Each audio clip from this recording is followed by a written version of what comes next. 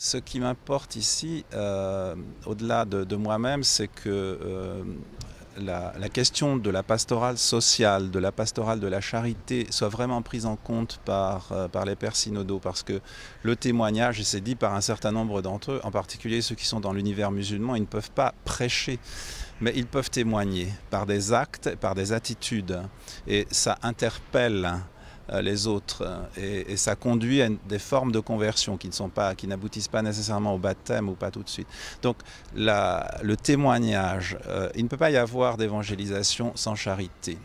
La proclamation de la foi va de pair, comme le dit saint Paul aux Galates dans le chapitre 1, va de pair avec la charité. Donc, la Confédération Caritas, avec ses 164 membres sur la planète, dont le Secours catholique en France, s'interroge sur son rôle dans la nouvelle évangélisation.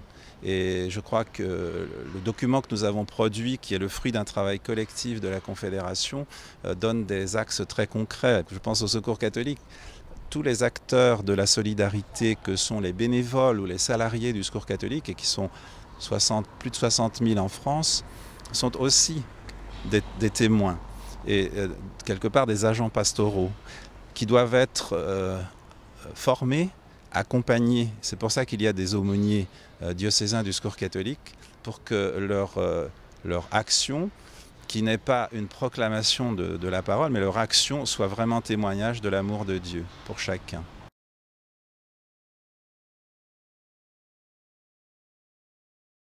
Dans l'Instrumentum Laboris, dans les Lineamenta, donc les documents préparatoires au synode, la charité, dans le premier document, était quasiment absente. Dans le second document, parce que le premier document a été travaillé par les conférences épiscopales et sont remontés un certain nombre d'orientations, il a davantage été pris en compte. Mais dans le quatrième chapitre de l'Instrumentum Laboris, qui est le dernier sur des orientations pastorales, il est à nouveau absent.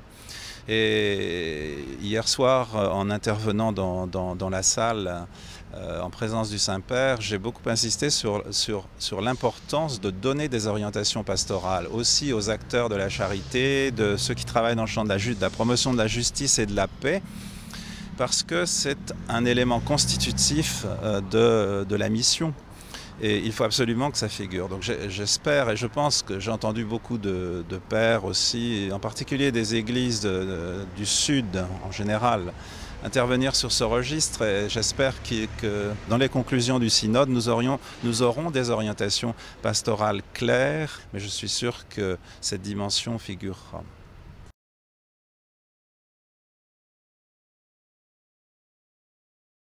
J'étais un peu aussi frappé que le mot pauvre apparaît très peu dans ce synode. La prise en compte des pauvres, non seulement et sûrement pas comme des objets de pitié, mais comme des sujets d'évangélisation. On sait que beaucoup de personnes qui sont confrontées à la pauvreté se posent des questions sur le sens de leur vie, et qu'est-ce que nous apportons à cette question. Quelle réponse apportons-nous à cette question? C'est une vraie question.